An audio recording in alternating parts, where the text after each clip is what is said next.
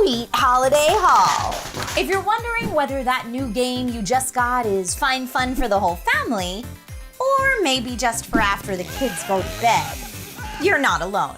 Luckily, most games have an age rating, and today, we'll break them down. This is DIY in 5. Hey everyone, welcome to DIY in 5. My name is Trisha Hirschberger, and today we will break down age ratings in video games. What do they mean? How do they differ based on location? And how can you determine if a game is suitable for the budding gamer in your life? If you find the tips in today's video useful, please feel free to like this video, share it with a friend, and most importantly, give a sub and ring that bell if you haven't already so that you don't miss out on any future tech tips. If you happen to live in the US, Mexico, or Canada, your video games are typically rated by the Entertainment Software Rating Board, or ESRB. The ESRB will rate games based on the age appropriateness of the content with both a letter rating and a small descriptor of what parents may find questionable, or some more information as to why the game was rated that way. If you have really little ones, an ESRB rating of EC for early childhood means suitable for children ages 3 and older. There should be zero inappropriate content here. These games are designed with the littlest children in mind. Next up, and more common, you'll see the E for everyone rating. Again, here there should be no images or sounds likely to scare young children, but these games are designed for all ages. Games like Just Dance or FIFA fall into this category. The next category is E10+, and is used for games suggested for ages 10 and up only. These games may contain mild violence, mildly suggestive content, and/or there may be scenes that some children find frightening. Think Minecraft Dungeons or Plants vs. Zombies.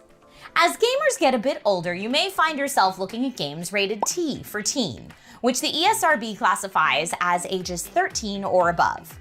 These games may have crude humor, suggestive themes, infrequent adult language, and/or more realistic and graphic scenes of violence, like Fortnite or Sims 4, albeit still not ultra-realistic. The ultra-realistic violence is saved for an M rating for mature audiences, ages 17 and above. In addition to lifelike depictions of violence with blood and gore, an M-rated game could have adult language, tobacco or alcohol or drug use, and sexual content. But again, still with a focus on realistic portrayal, think GTA 5 or Fallout 4. The most adult rating for the ESRB is AO for adults only, and this is depicted as suitable for adults ages 18 and above. This classification is reserved for games that have extreme or prolonged scenes of intense violence, often with motivationless killing, games that glamorize the use of drugs or gambling, and these games may involve graphic sexual content as well. There are not many AO-rated games out there, but games like Manhunt 2, certain Leisure Suit Larry installments, and GTA San Andreas have received this rating. The final rating, yes, there is one more, is RP, and this just means rating pending. You'll sometimes see it in marketing material for up-and-coming titles, but this should be replaced with the full rating once it's been determined. Now, if you live in the UK or most of Europe, your games are rated by the Pan-European Games Information System, or PEGI. PEGI's rating system is numeric and will be written as PEGI followed by the number of the rating, aka the minimum age of the intended audience.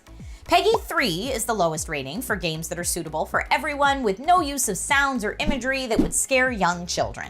After that, you'll see PEGI 7, suitable for ages 7 and above.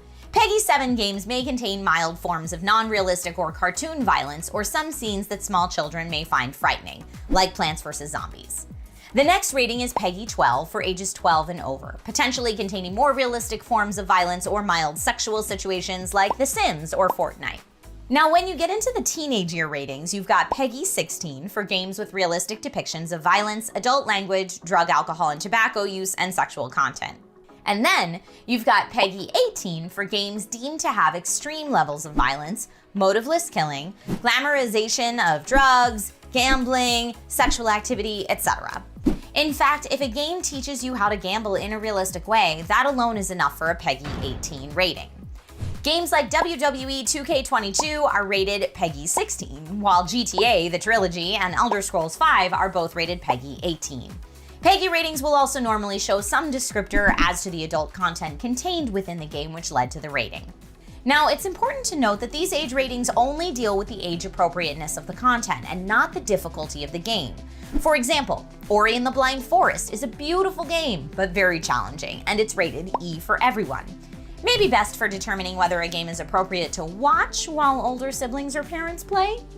Ultimately, it's a personal decision what is right for a child, and every kid's different, but having a rating system in place to help inform those decisions is most welcome to many who choose to use it. Happy gaming, everyone, and see you next time with more DIY in 5.